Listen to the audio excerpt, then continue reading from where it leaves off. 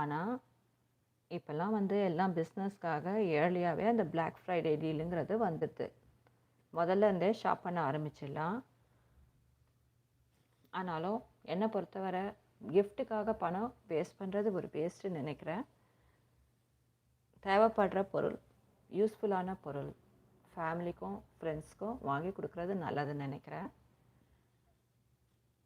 நம்ம பணத்தை வீணாக்கி தான் வந்து இன்னொருத்தருக்கு gift வாங்கி கொடுக்கணும்னு அவசியம் இல்லை. கடன் வாங்கி கிரெடிட் கார்டில் வாங்கி கொடுக்கணுங்கிறதும் அவசியம் இல்லை. அது மூலமாக தான் நம்ம gift கொடுத்து நம்ம குடும்பத்துக்கோ இல்லை நம்மளுக்கு க்ளோஸாக இருக்கிற நல்ல ஃப்ரெண்ட்ஸுக்கோ நம்ம வந்து அதை போல் கொடுத்து தான் அன்பாக காட்டணும்னு அவசியம் இல்லை. ஸோ அதனால தான் நான் சொன்னேன், டிஐஒய் கிட்டும் வாங்கி